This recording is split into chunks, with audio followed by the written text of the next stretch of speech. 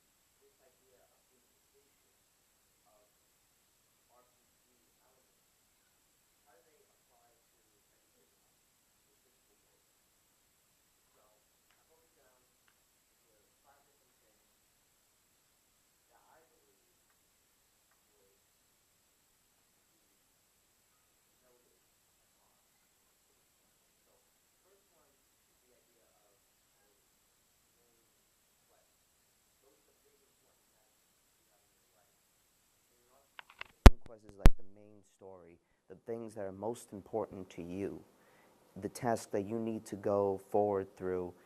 And it could be a singular task, like it could be like, for the knobs here, it could be not get yelled at for a formation because you had good shoes or good shine, something like that. It's very big and very important. For others, it could be getting an A on the test, or it could be getting that extra help or getting good marks on a project, something to that extent, something big and important to you. Side quests, which is the second element, involves tasks that you can do, but you don't necessarily have to do. They're more like pet projects of sorts. So like a side task, like for myself, could be like little small things that you know you need to accomplish every day, like a to-do list of sorts.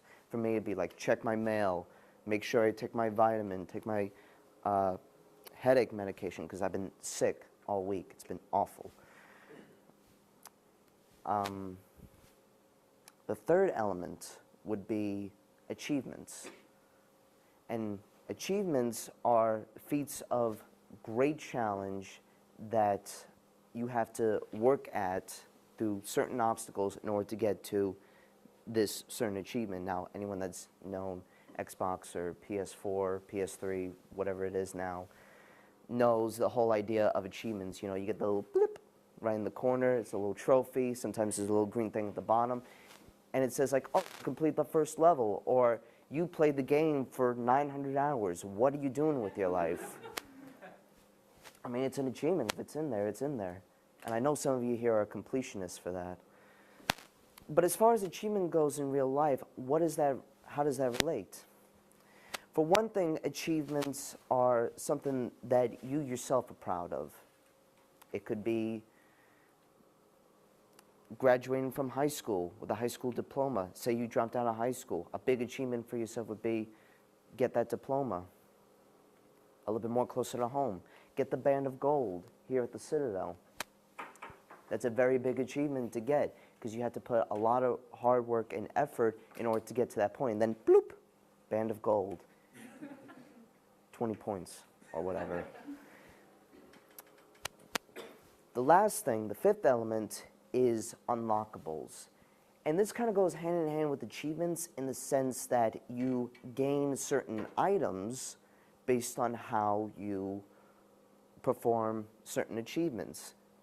And the unlockables are very special because it brings the idea that nothing is given to you. Nothing is handed to you. You're not entitled to just get these unlockables for nothing. You have to work your way to get the X amount of coins in Mario or the X amount of rings in Sonic in order to get this unlockable. So if you get 100 coins in Mario, it's an extra life. That's really good.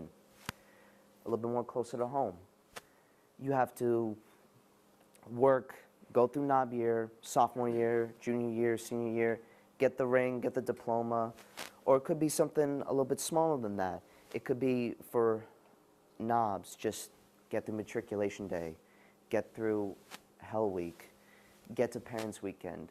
little milestone markers, and then the unlockable is your freedom. No more bracing, nothing like that. You know, that's, and the end is in sight. How many days is that now? 48? But who's counting, right? All right, so to give you a little bit more of an idea of kind of like the gameplay aspect of it, all these things are all part of RPGs. You have your achievements, like I said, based on certain feats that you do within the game. Unlockables could be like certain items, perks, equipment that you get. Based on what you do, you might get a better sword, better boots, better armor, a nice hat, or something like that. And all of them relate to some sort of perk of sentimental value. So, and I know I keep using this, but it's a great example, I think. When you get your Citadel ring, what that ring represents is infinite, well, almost infinite opportunity for you. To say that you graduated from college, you made it through the 4 years that is this place, and when you present that ring, it gives you, I'm going to be a total nerd and go RPG values, like plus 10 recognition in jobs, or like a 50% chance to get a job, or like you get plus 2 strength, or something crazy like that. But the point being, it gives you perks. You had to work for it. It's, like I said, it's not something handed to you. It's something you really, really had to work for. So now, to kind of end it on a more structured approach, I'm going to go through the 4 levels of life in terms of how I set up this gamification perspective. So you got level 1. That's childhood. That's the tutorial level. You learn how to walk, you learn how to talk, read, write, you know. Everyone tells you, like, this is how you do it, so that you understand, you know, what goes on for the beginning of the game. You know, every game has a tutorial level, you know, okay, you move this way to go forward, this way to go back, left, right, things like that.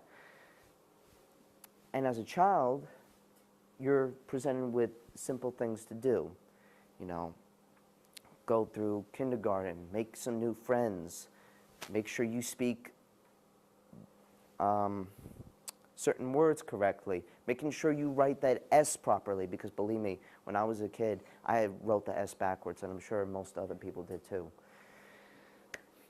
So, also with RPGs is the idea of boss battles. Now, I know a lot of people, since you play RPGs, understand what boss battles are. They're kind of like a final sort of enemy for the level. And when you relate that to life, a final boss could be graduating from kindergarten or preschool. You know, you had to work, you had to tussle your way up to get to the top. So that's level 1. Level 2 would be adolescence. And that's when things get a little bit harder. You already know your things from level 1. So, as you go up, things get a little bit harder. Now you have to deal with middle school, high school, things of that nature. Have to make sure you get good tests so they can get into maybe a better high school, better college, little achievement things like that. And then comes level 3, adulthood. And that's when things get really hard. Because now you're in college. It's not like level 1 or level 2, it's totally different. But it's still, you still bring them up from level 1 and level 2. It's still somewhat the same concept. So, when you put that in mind, sometimes people see that as so scary, they take a step back and they stay in level 2 where they're safe and they understand things. But when you get to level 3, and I'm sure for any gamer here, you keep going. No matter what it is. Even if you die 100 times, you keep going. So, the way you have to look at life is somewhat like a video game, in the sense where no matter how many times you get knocked down, you keep going. I know for myself, I was really, really nervous trying to give this speech. This was my boss battle. And you know what? I think I beat it. Thank you.